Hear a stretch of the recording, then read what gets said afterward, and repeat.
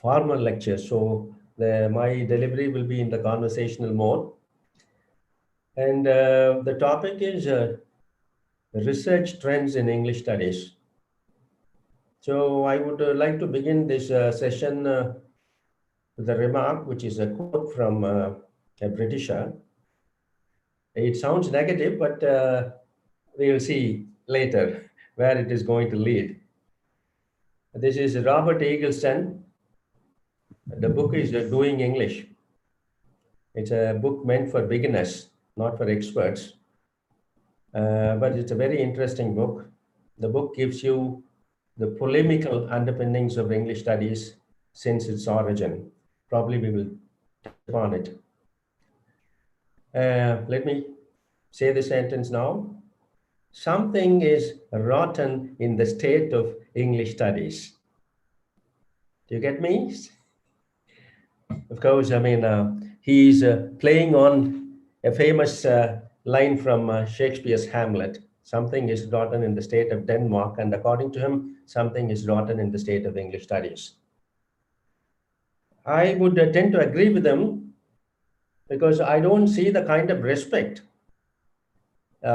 professors of English, by respect I mean intellectual respect, which professors of my time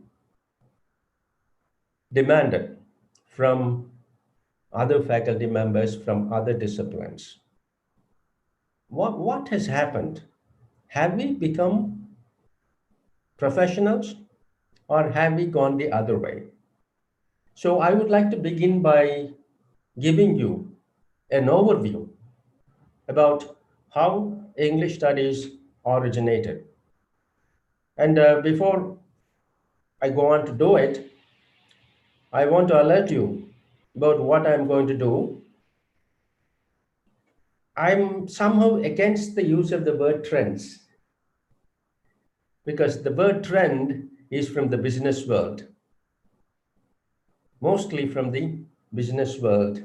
And in the past 2 decades, the adoption of the business model in the academia doesn't seem to have done a lot of good to the system, to the university system, to the collegiate system.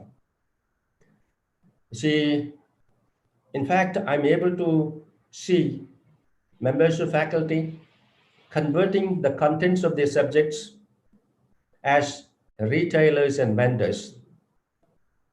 And as a man who has been learning English till my 9th age, I suppose.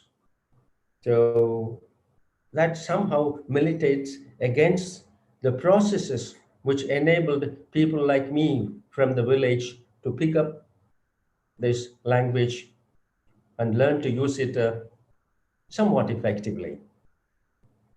So let me be a little rapid because this is just a 1 hour session. I hope, I mean, some of you already know that the origin of English studies, especially literature studies, did not originate in UK or in some other European country or in the US. English literature, the study of English literature started in India. I think it was in the year 1813 when the East India Company was required to give English education to the Indian masses. Because, I mean, they had to have some people to communicate for the business purposes. Then when it was time for renewal of the charter in 1835, it was made much more rigorous. And that was the time Mr. Macaulay came to India. I think all of you know about the famous or infamous minutes of Macaulay. And later on, of course, you have earlier on, you had Charles Grant, who talked about the need to introduce English education in India. The purposes were different. Initially, it was thought that converting the locals to Christianity would help the company and the British government to manage the affairs of India in an effective way. But some people started objecting, stating that if you're going to convert a person, you have to be asking searching questions to that person. And it is not wise for a ruler to train their subjects in the art of raising searching questions That's it. That is why the thought of acquainting the natives with the English way of manners, English culture, and English customs. That is how first the study of English literature was started. And if you have read history, all of you know something about Industrial Revolution. So during the time of Industrial Revolution in the UK, there was a great migration on a very large scale to the city of London. All of a sudden, London was faced with the problem of their own barbarians from their villages. So Matthew Arnold was an inspector of school at the time. So these people thought about it. I mean, what do we do with these masses? How do we make them fit citizens for the city of London? So the thought about India, where in India something is happening, where the natives are taught English literature so that, I mean, they would become familiar with the English culture and be more very helpful. So English was re-imported into England during the Industrial Revolution. And what happened in the UK when there were proposals to introduce study of English literature? Let me touch upon it. I think the very first person to have made a strong case for introduction of study of English literature in colleges, in schools, was a person called John Chilton Collins. So he was very enthusiastic about it. And he gave a paradigm, I think, which might be relevant today. He talked about by reading literature, you develop a taste, tone, opinion, sentiment, and ultimately character. So his idea was that study of literature in one's own language, in their vernacular, could lead a person to acquisition of a positive character. Of course, he was much ridiculed. In the Oxford and Cambridge, there were professors of philology, professors of history, who ridiculed. I think if you have a chance to have access to the parliamentary debates in the UK Parliament about the question of introducing study of English literature at the tertiary level. So there were great debates, and people who supported the study of English literature were railed against by people. For example, Professor Nettleship, he was professor of philology. He thought, I mean, the study of English literature was like a phantom which disappears at the approach of the sun. And there was this man, professor of history, I think it's Professor Freeman, a history professor, said, mere chatter about Shelley cannot become knowledge. Not the words, a mere chatter about Shelley cannot become knowledge. So still we are talking about the certifiability of knowledge that is supposed to accrue from study of literature. But slowly people came around. The Oxford was the first university to introduce not study of literature, but study of language. Then at Cambridge, Tilliard and the two Lewises, F.R. Lewis and his wife, they designed the first BA program in Cambridge University. This is the origin of English studies. And there were also concerns about the study of English and the standard of English, the merits involved. Taking time, but I just want to give you one example. When Lord Curzon was Governor General, there was a conference about English education at Simla in the year 1901. And Lord Curzon was quite concerned about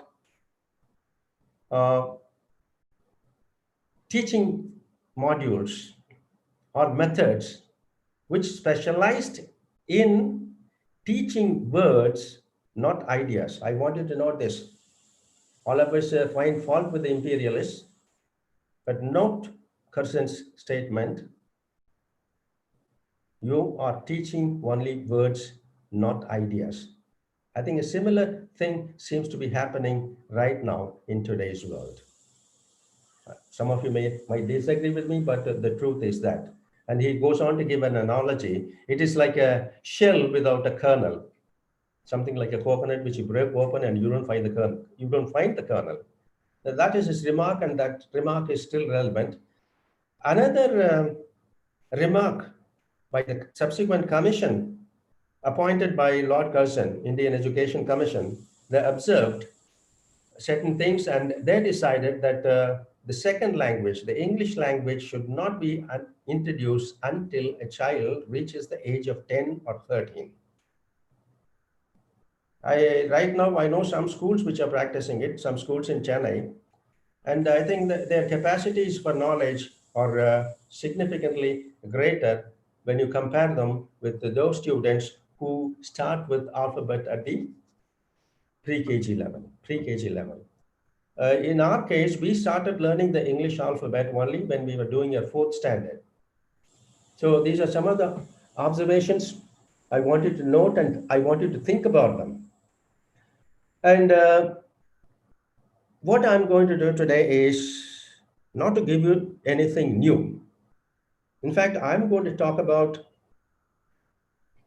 re-emergence of certain tropes of academic inquiry.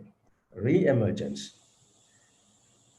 And I hope some of you still value the humanistic literature and the humanistic interpretation of literature. And one origin I've already indicated, that is Professor Collins' taste, tone, sentiment, opinion, and character. And the other humanistic program which I want to make a mention of is the one by F.R. Lewis. And he first drew out this plan and believed firmly that literature was supposed to fulfill these requirements. According to F.R. Lewis, any good literature, any piece of good literature should possess humanizing power, humanizing power. Then it should be capable of instilling a sensibility in the reader.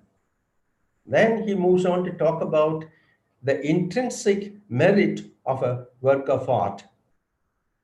Then its canonical value. Of course, canon is a very bad word today because recent theories since the 1980s to the turn of the millennium, theories ruled the field of English studies, and the canon is a very word which is used in a derogatory sense. But here, F.R. Lewis means canon to be a literary work which will be able to withstand the passage of time, which will have the ability to link to reader who comes after 100 years or 200 years or 400 years. That is what he means by the canonical value. And he also talks about practical criticism. Practical criticism means, reading texts line by line, analyzing them, and coming out with insights. That is practical criticism. And he talks about the universality of literature. Another bad word, universal, of course, has too many letters, but it is treated as a 4-letter word by, let's say, the deconstructionists or the other theories like structuralism, etc., etc. So no literature is supposed to possess universal values. I wanted to remember this word universal, universal quality of great literature. So this is, and if you want to look at the curriculum, the syllabus, I think curriculum design is one of the areas which definitely require much research today. I want to go back to my own days when I was a student, when I was a BA student, when I was an MA student. Okay? And see, we studied under the non-semester system. Since there is paucity of time, I'll leave just MA. In those days, an MA student was required to write all the 8 papers at one go at the end of second year. And looking back, I'm able to see the advantage. And today, I think when lots of people are talking about intertextuality. Intertextuality, of course, that's one of the important components in academic writing too. And what happens in the semester system is the student develops a mentality through which he is just interested in chewing and spitting it out, chewing and spitting it out. But in the non-semester system, he had the access to keep contents and responses relating to paper one, Chaucer and the Elizabethan age, to the 20th century, including Shakespeare. So when he was required to remember ideas from different periods and from different authors, he was able to do what you today call intertextuality. That was better possible there. And if we want to talk about the evaluation system, see, there was an evaluation system. If you committed grammar mistakes and it was consistent, when it was found out, it is not a slip, it is consistent, and it pointed to ignorance, you were definitely failed. The next stage was grammar okay, few grammar mistakes, content okay, you just got a pass.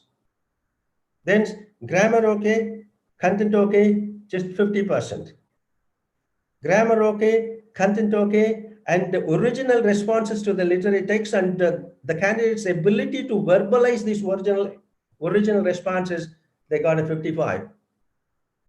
And all these qualities plus a wide reading, the candidate's ability to link a particular text to across cultures, you had a first class 60%. There was a system, and all these are missing in today's evaluation system. And moreover, they had the essay paper. You ended up writing one essay for all the 3 hours. Even in the civil services, some people thought, essay was irrelevant. Essay paper was taken away from the IAS examinations. And after a couple of decades, they found out that the moral fiber of the civil servants was not okay. The ethical thinking was not in place. So they have reintroduced the essay paper. So there was a system, and it was a rigorous system too, because those days MA, only 3 attempts. If you did not clear your MA within 3 attempts, what happened was you never got an MA. It was so simple. Okay. So what this to tell you, give some more information. Our university system, the 3 universities, Mumbai, Kolkata, and Madras. All these 3 universities, which were established in the 1857, were based upon the London University. London University was a affiliating university. It's only an affiliating body, a licensing body. And licensing body. But later on, of course, teaching departments were introduced. Teaching departments were issued. And of course, we also followed the University of London syllabus.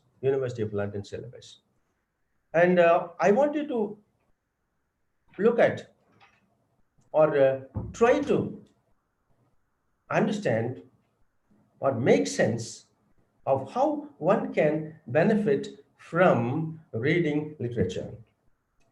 I just want to give you an example. When we did MA, the novel paper, the fiction paper was in the first year. Because, other literary forms are difficult to read. Poetry, of course, you have to know some background information. You have to know something about the poet.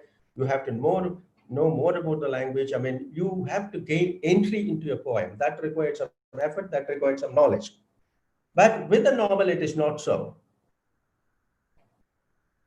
The advantage of such a system was that a student, in those days, we had to read the novel. That was required. Our teachers saw to it that we would read the entire novel. So we ended up reading 5 novels, approximately 1,500 to 2,000 pages. In my opinion, literary texts are language laboratories. That is where you discover yourself. That is where you discover your ideas. For example, you may have an idea for which you may not have composed phrases, you may not have composed sentences or paragraphs to give expression to that idea, but nevertheless, the idea is within you, sitting there, dumb, and feeling the pressure for expression. And when you read a literary text, what happens is you see someone else giving words, efficient words to your idea. That is when you get the sense of release. And you pick up language by encountering more and more such releases, such releases. And there are recent studies in the area of language learning. And according to one such paper, language learning, 90% of language learning is supposed to take place in the subconscious and not in your cortex, not in your cortex. That is the best way of learning a language, and that is the best way you can retain your language, and that is the best way the language stock you have amassed will significantly link to your emotions, sentiments, and ideas. And thanks to the brain cells, certain things are coming out. So what happened was after the, all of you are familiar. So you get the great Victorian age and we come to 20th century, First War, disillusionment, Second World War, further disillusionment, and humanistic literature and humanistic interpretation took a beating. So people started talking about death of novel, death of literature, death of family, death of community, etc., etc. Then beginning from the 1950s up to the end of the 20th century, there have been quite a number of theories which attacked the humanistic literature. Let us think of a man like Derrida. Okay, whatever is said in the so-called white Anglo-Saxon Protestant male was suppressive. So in that case, all the authors you get to study in your MA and BA level, beginning from Shakespeare, everyone is an imperialist. I don't deny that there were imperialist tendencies. Any other country, any other writer would have done the same thing. But I mean, it is not just an imperialistic conspiracy. There was something much more to it. Something comes to my mind as I say this. There was this professor. I was not a student. He's taught in presidency, Professor Ramaswamy. Professor Ramaswamy. Of course, he never used to wear a suit or a pant. That big loose-fitting shirt and a panchagacham vesti and a tuft and spectacles. But he was a nightmare for people who had to face his ire.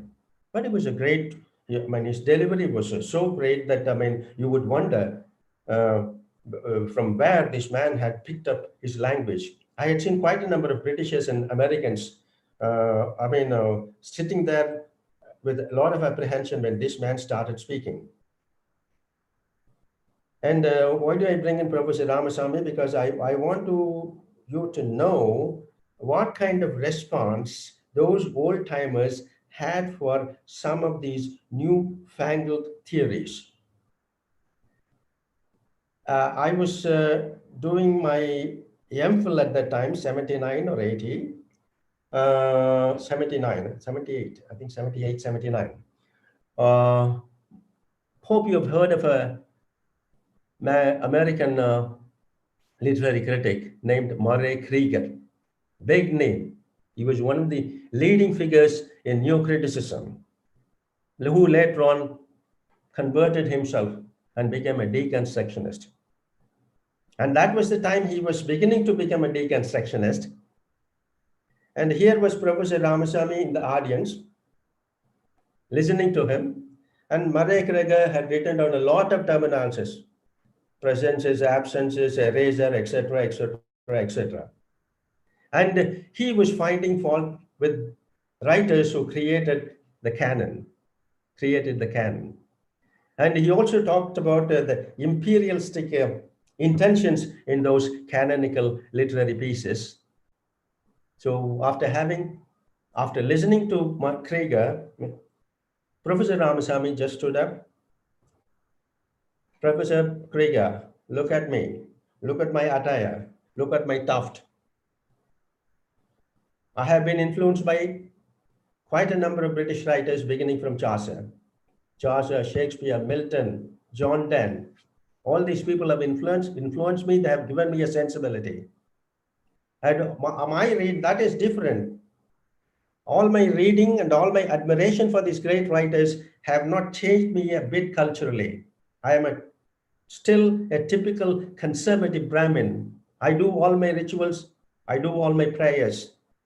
On what basis? He went on like this, and of course he ended up saying, and all that you have written on the board is a grammar of nonsense. Of course, Krieger had no answer. Of course, this was one extreme, but Professor Ramasamy had a point. Why am I mentioning this? Because today, at MA level, at MPhil level, at research level, people who are fond of these theories, they tell the students beforehand that Shakespeare is not good, Milton is not good, Melville is not good, Hawthorne is not good. Are we giving the chance to the students to study those texts, encounter those texts, and make up their minds? No. There are quite a number of research scholars who condemn the canonical literature without ever having read a single book of theirs. When they do it, do you call that education or do you call that indoctrination? You decide. You decide.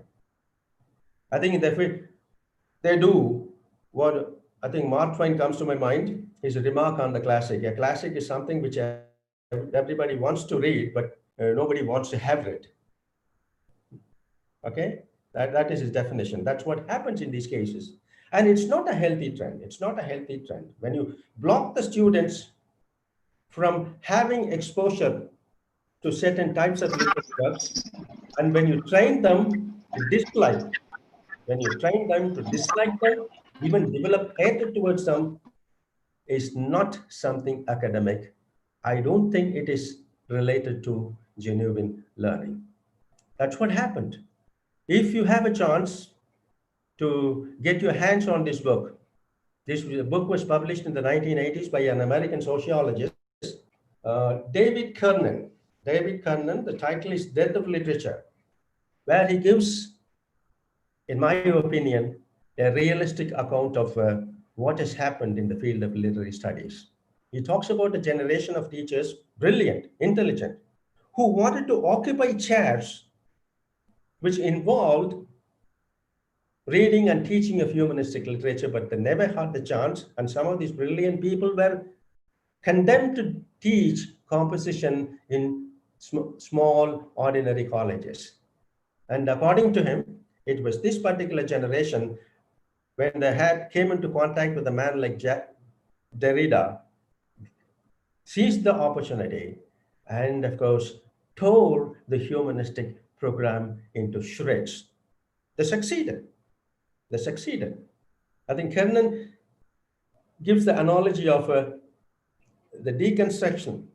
The deconstruction movement swept through the academic circles in UK, not in the USA. He doesn't make a mention of UK.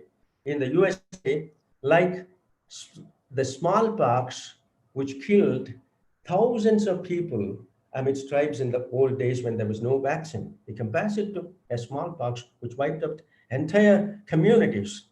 That is what happened. That is what happened. That is where we stand.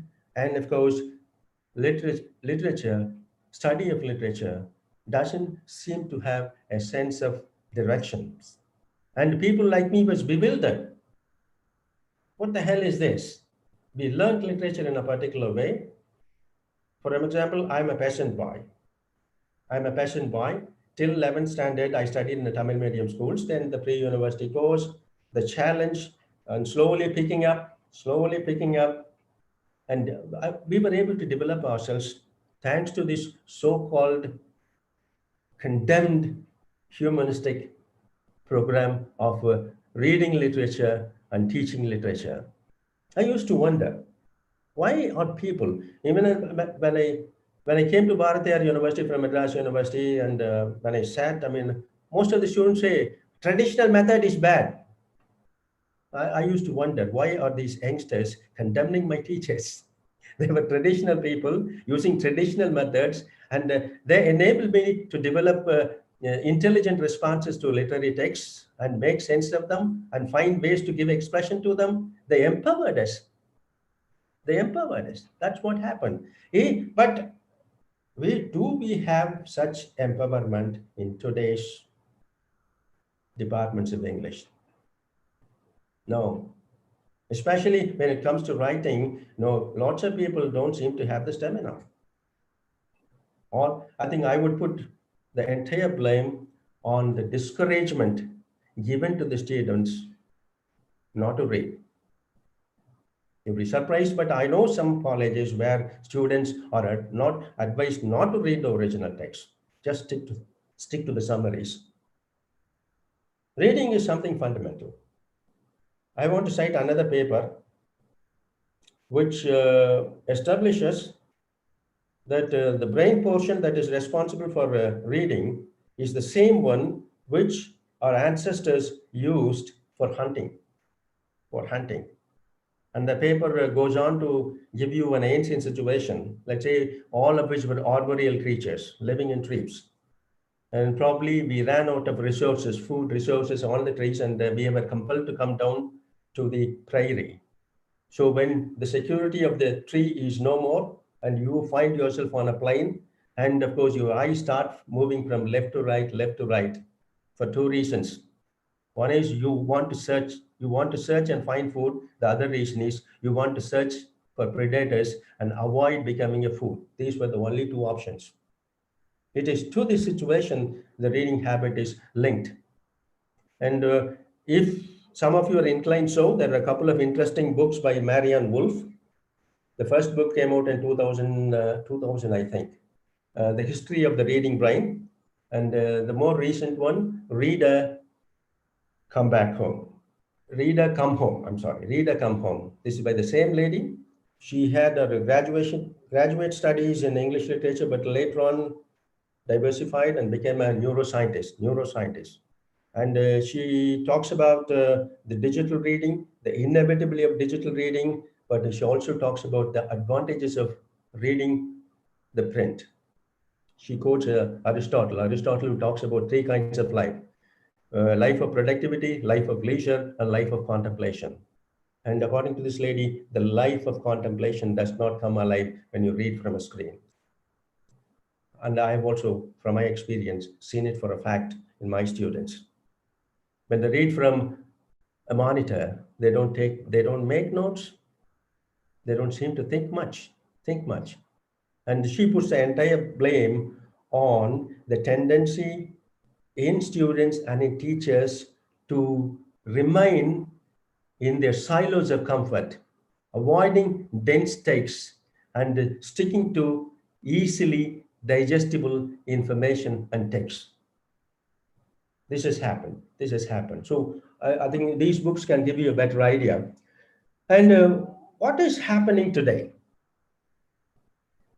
I want to throw at you another book. It's available for free online. You can even download this book. The title of the book is Consilience by Edward O. Wilson, an evolutionary biologist. He is with the Harvard University.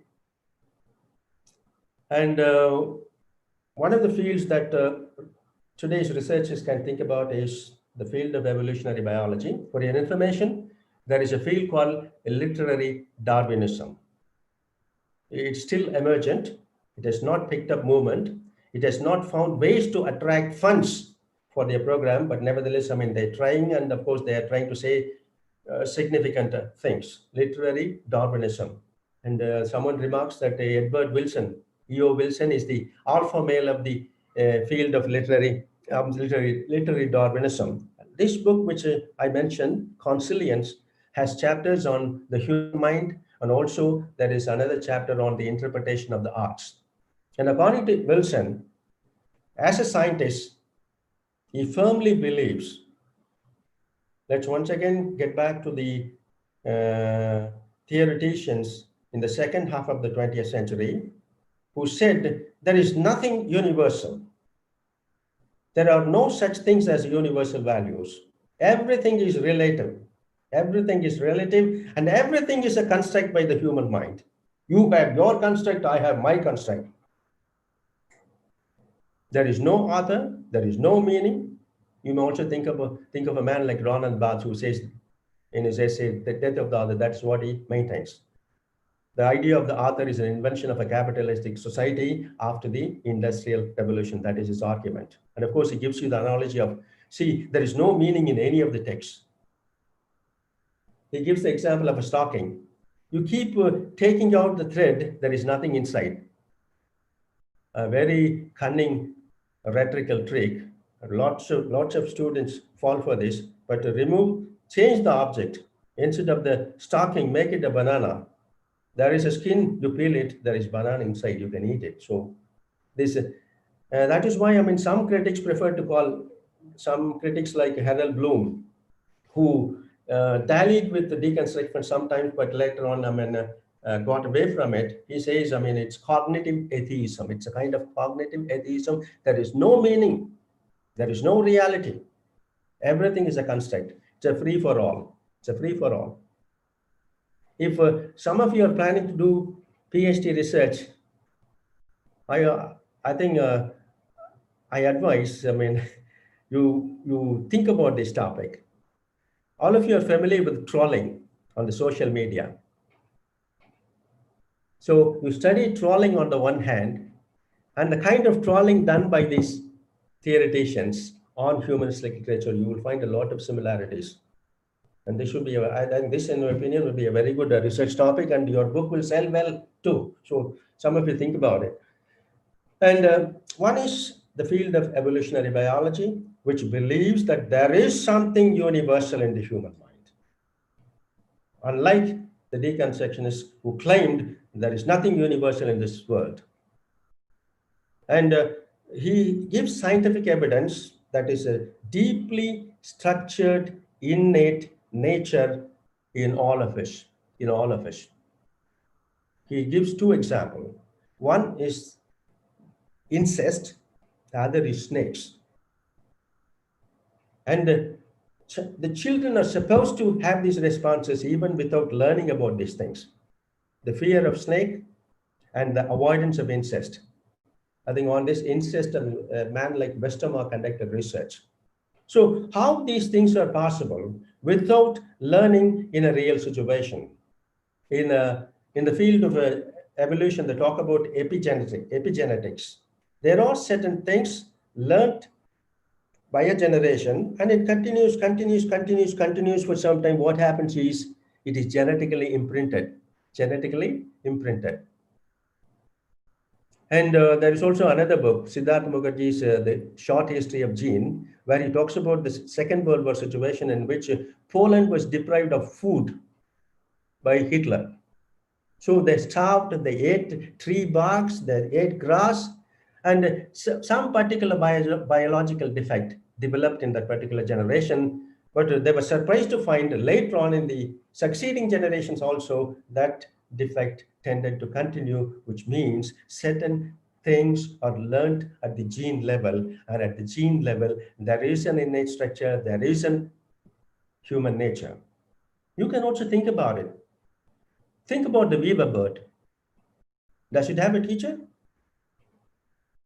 Or does its mother and father teach it? No, it is there, hardwired in the brain, already there. Weaver bird, weaver ant. How do these things know? How does we know that it should go out, sit on a flower, collect honey, gather it, bring it back? So there is something fundamental. This is their argument. I also tend to believe that there are some fundamental characteristics of the human mind. And according to them, they also place the origin of art in the genesis of the human brain. Genesis of the human brain. So art begins by imitation. And I think Wilson says, imitate, geometricize, intensify. These three are the words: imitate, geometricize, and intensify.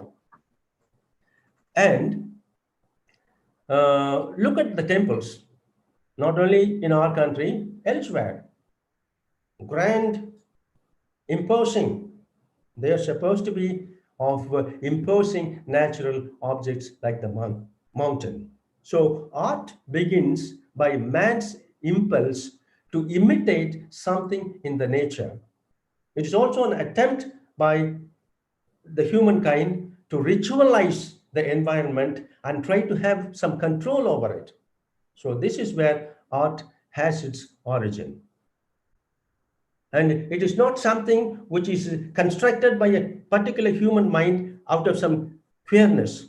That's not the case. There are certain commonalities. So evolutionary biology is one such.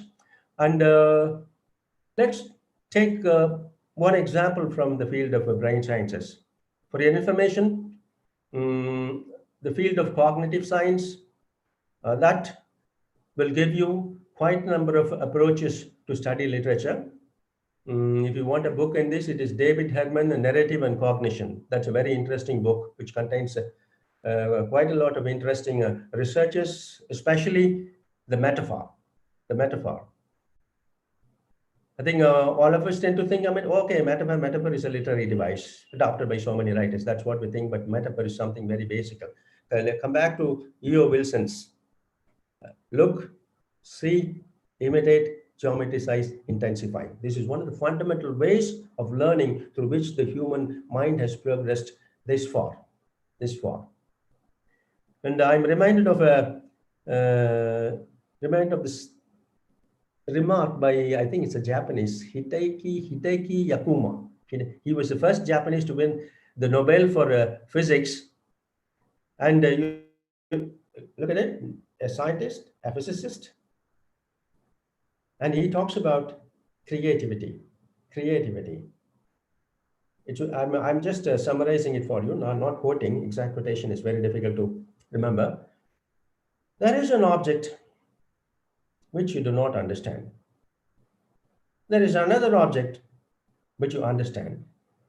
So you keep looking at the object that you do not understand and the object you do understand. And one fine day, you are able to see a similarity between object one and object two.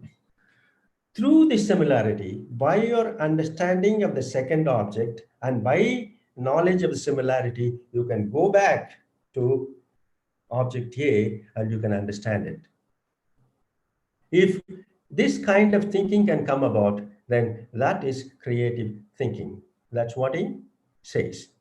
So metaphor is one of the most important components of language acquisition and language use.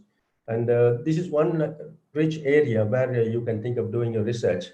And on brain sciences, I just would like to dwell on one particular experiment which I have shared with so many people so far. It's a research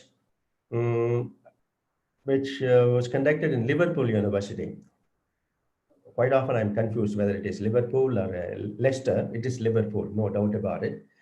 And in this study, see, the participants were subjected to two types of reading. One was reading of summaries of classics. Another was reading the original text. And the electrodes were planted on their heads, and their brain activity was observed. Brain activity could be observed by in an EEG and MRI, fMRI, especially functional magnetic resonance imaging. So how do they assess the brain activity based on blood flow into a particular region and the electrical activity. When the summaries were read, there was insignificant electrical activity. But when the original text, let's say a passage from Shakespeare, was read, there were lots of activity and more chambers were involved. Not only the particular region, but more regions from the brain were involved. There was significant electrical activity. And of course, they also found out it is when something is innovated that your brain flashes up. But they give the example of the word God is a noun, all of us know. But in Coriolanus, God is used as a verb. He guarded me. So when this line was read, the meaning was immediately understood. I think to understand the meaning, there is a brain portion which is called N400. N400 region did not, react much because it has already understood the meaning even before they came out. But P600 is the location where the brain wakes up when grammar is violated. Grammar is violated. When this line was read out, the first region, N400 was not much activative, whereas P600 became very active because here was a violation of a rule, but the violation of a rule made it much more interesting. The brain was engaged in a much more significant way. And at this point, I want those faculty members, who speak from the podiums, who speak from the platforms, not to bother about grammar, which is wrong. That is just a tactic to take in your clientele, more and more clientele. I've always been against it. You have to get your grammar right. What happened? You said no grammar, do whatever you like. But when you go for recruitment with an IT company, the first criterion they look for is your ability to do grammar. What have you been doing? Think about it. So another study, I think it's in philosophical transaction. This was also a neuro science study. And through brain imaging, it was found out the brain location which is responsible for respecting sacred ideas. Remember, sacred ideas are the same that are responsible for grammar. Supposing you violate a sacred idea, this place agitates. You violate grammar, the same place agitates. So look at the grammar should not be treated as something unimportant. Grammar is so important. And if you go to the field of genetics today, quite a number of scientists are very fond of using the sentence analogy to talk about a DNA sequence. DNA sequence. There are words, there are commas, there are dashes, etc. This is something they talk about to make you understand the DNA sequence. So, and if you go Google, you will come across studies which try to link gene with literature. Gene with literature. There are genetic conditioning as well.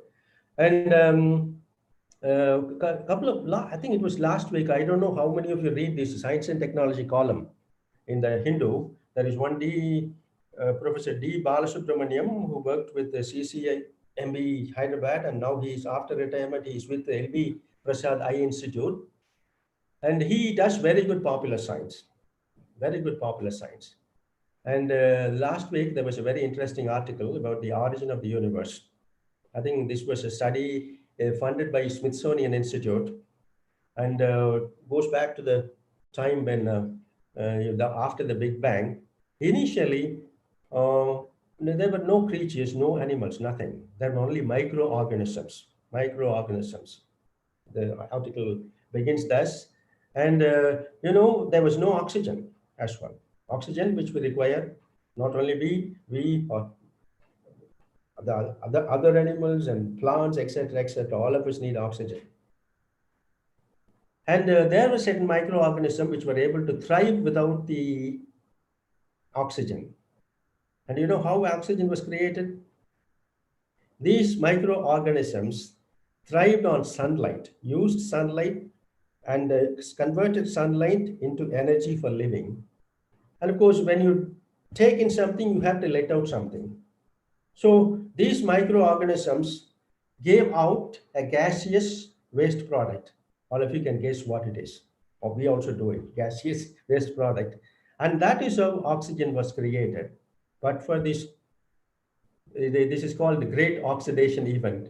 But for this great oxidation event, life proper would not have come into existence. So in this article, he talks about amino acids and sequence of amino acids.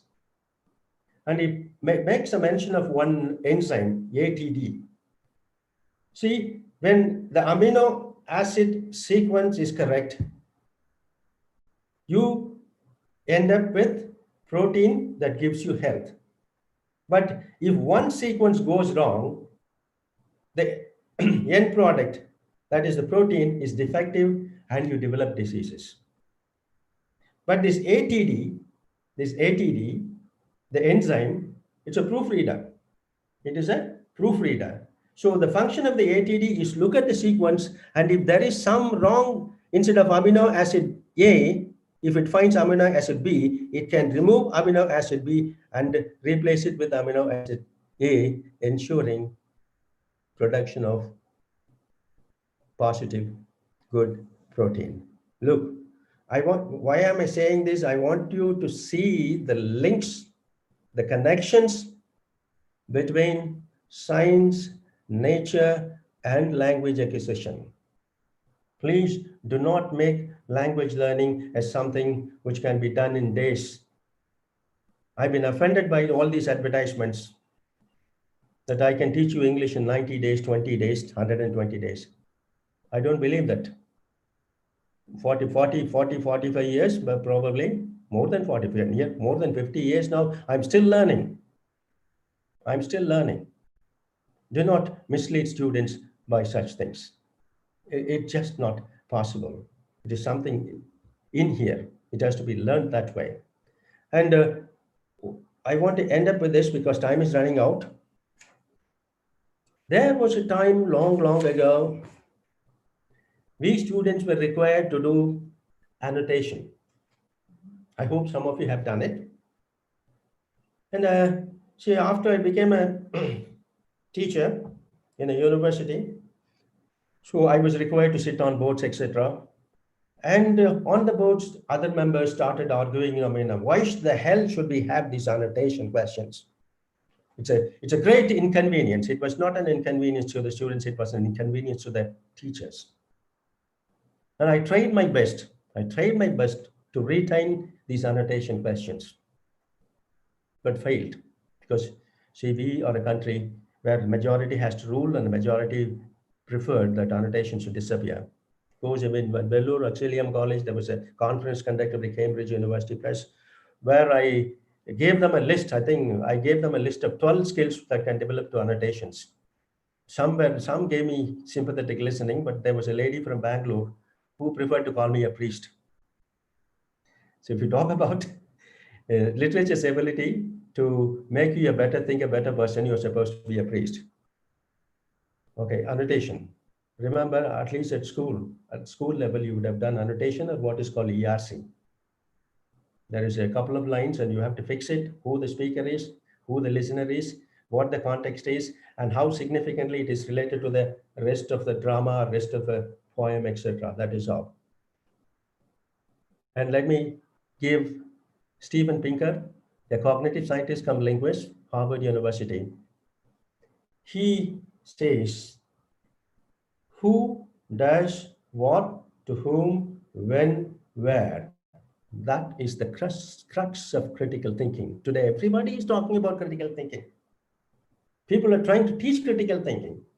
In the US, in the year 1989, all of a sudden, American education found out critical thinkers were lacking. So American Philosophical Association formed a committee, Delphi Committee, to find out ways to instill critical thinking. What was wrong with annotation? This is what exactly your annotation was doing it. And once again, to go to the field of genetics, it is what a cell does. It has to read, it has to annotate, and it has to manufacture the right protein. So I think my time is almost up. I've been able to give you some information, but I would prefer if you Googled or got books to read what is happening in these fields: evolutionary biology, evolutionary psychology, brain sciences, and cognitive sciences. They are changing the nature of literature studies, and it would give you an advantage to acquaint yourself with what these people have to say about literature and other arts. Okay, thank you very much, and I would like to answer questions if there are any.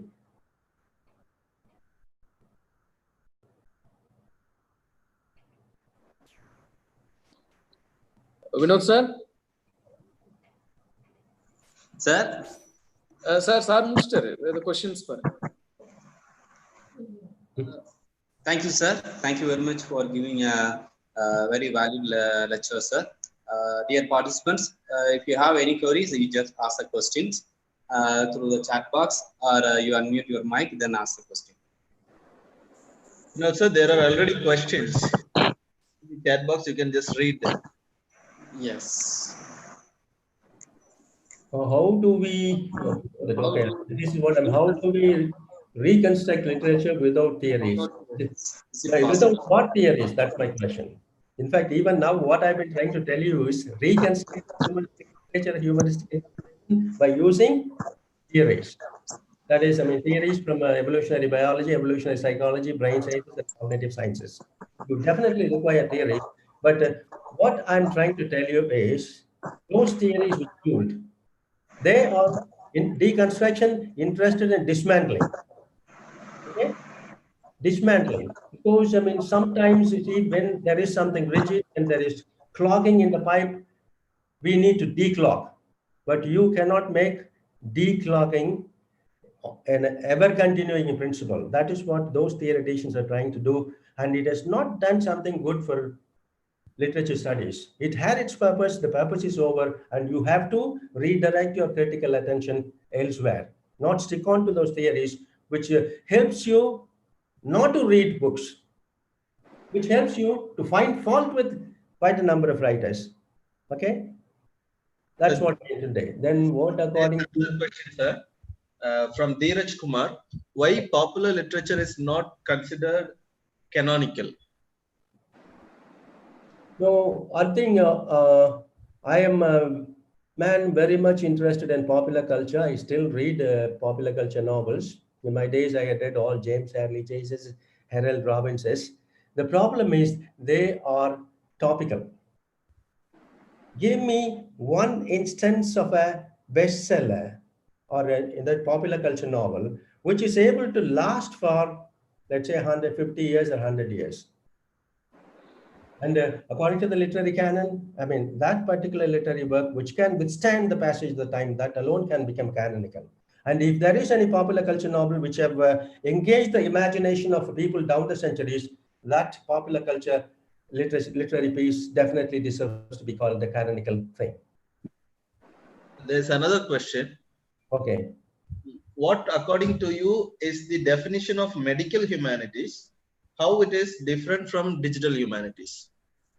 No, I just read one article. Remember, that was 6 years ago. 6 years ago, I think, I mean, American Academy of Sciences decided that a course in medical humanities should be introduced. I think I'm not very familiar with the contents, but probably such a course would deal on the kind of effect mind can have on one's personality, on the recuperation of that particular patient. So medical humanities. And I think this medical humanities paper is also related to a paper which medical students in our own country are doing. It's called social medicine. Medical humanities sensitizes you to your community, to your society, to your culture. Right now, I think we have the example. I think we haven't understood what this COVID-19 is fully. That's because we haven't been pumping funds into study of social medicine. Okay, medical humanities is more conceptual, but coming to digital humanities, I think some people were very enthusiastic. There were good beginnings in one of the IITs. There was a beginning. Then Presidency University in Calcutta, there was a beginning. So initially, medical humanities started imitating what was done in the 70s when the first big computers came, mainframe computers came. Those days, it was called content analysis. So those studies in digital humanities, which tend to imitate content analysis, are not doing greatly. There is already disillusionment, and people have given up. I want to give you this information which I came across a couple of days ago. There was an article in the Hindu. There is this Egyptian lady, Rana El Kilobi, I don't know how to say the name, and one American lady. This Egyptian lady did her PhD in Cambridge. She wanted to work in Egypt, but later on moved to the US. And in a collaboration, they have a startup company called Affectiva. It is also called Emotion AI, Emotion Artificial Intelligence. And she has written an algorithm through which the device can read your emotions. And it is effectively used in the fields of, let's say, market research, then mental health programs, and also in cars. If you're driving a car, if you feel sleepy, well, I mean, this device will tell you, hello, Anita, there is a tea shop, Highway Nest, about 2 kilometers from here. You stop there, wash your face, have a cup of tea, then proceed. So the devices which can read your emotion are being found out. I think this should be something significant instead of the typical count, so many verbs, so many nouns, so many associations, etc. I think it's a developing field. We'll get to know more about it. Yes, and there's a next question from Mahesh. Sir, how post-humanism can be integrated into English studies? Post-humanism? Yeah. It's already there. Most of the science fiction novels are post-humanistic. Okay? For example, I think it was Saranya, one of my MPhil scholars worked on a novel called Altered Carbon. I think the writer is Richard Morgan, where the entire novel is an exercise in post-humanism. The idea is, we have cortices in the brain. So it's a future situation where people have found out methods to preserve. If I want David's cortexes to be preserved, I have technology to preserve it. So 200 years later, something happens, David's intelligence is required. What happens is I revive those cortexes and put it in some other man's head. And he has all the intelligence that David had. This is how the book progresses. Post-humanism is already there. How to integrate technology with the human mind. Thank you, sir. There's another question from Jay Singh. Okay. Will the fate of literature as a program be like that of ERC in future? It'll come back. It'll keep coming back. So if you read the literary history of literature, Shakespeare's forgotten for about 150 years, but he came back. So great works of literature are rediscovered and they keep coming back. They have a knack for it. Okay. And respected sir, please tell us how we can inculcate the habit of reading among today's learners who look for instant gratification and prefer movies or games. No, since David, you mentioned about movies, I want to say something very interesting. Why are people talking about SLS, same language subtitles? Okay. I wouldn't look down upon movies because I picked up quite a bit of my English by watching Hollywood movies. Okay. The SLS program, I think if all of you see movies on your cable TV, right? There are subtitles in the same language, English subtitles for English movies. I'm very fond of it. I learned quite a lot of words by, I don't see the movies now. I only read the subtitles now to learn language. So this program was initially designed for the benefit of challenged people, especially people who cannot speak, who cannot hear, for their purpose. But it is doing great for normal people like us as well. So from movies too, we can pick up language. Not only language, but from movies you can learn to use your face, which is one of the most important things.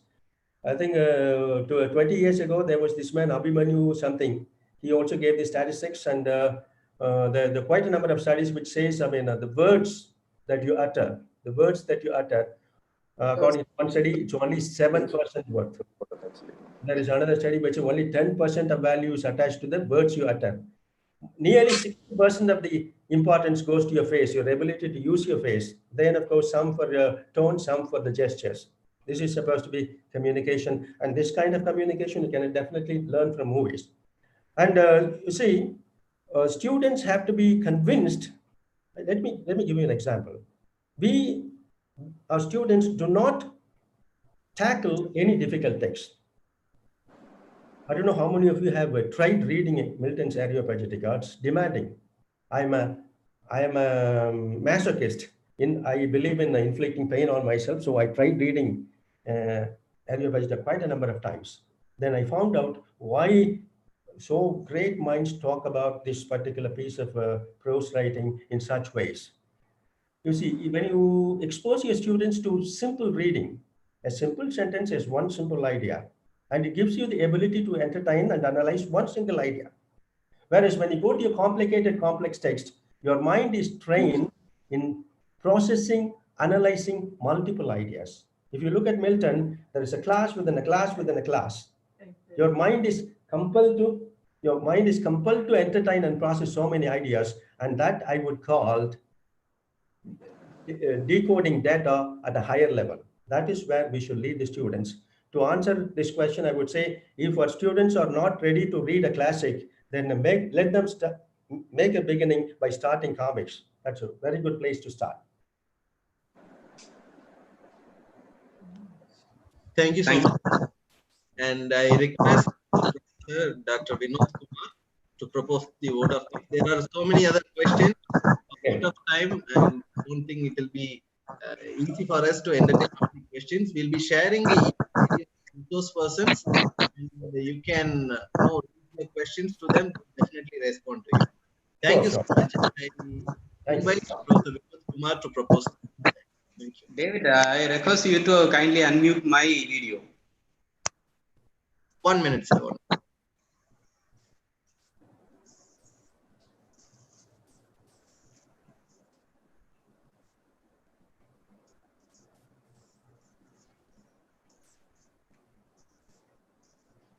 Okay. Thank you, sir. Hello. Good afternoon. Thank you for your enlightened speech, sir. We have received so many information regarding the research-oriented concept, sir. Thank you very much, sir. And because it's my great privilege to give a vote of thanks on behalf of my department as well as the organizing committee. I thank you very much, sir, for giving this wonderful lecture. And I thank a participant for your patient listening and also your question regarding that lecture. Thank you, sir. Thank you very much. Thank you, Dr. Vinod. Thank you. Thank you. Okay.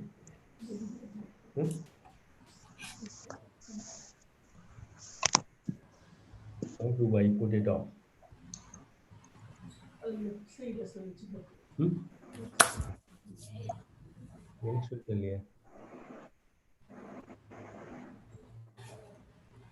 Escape off.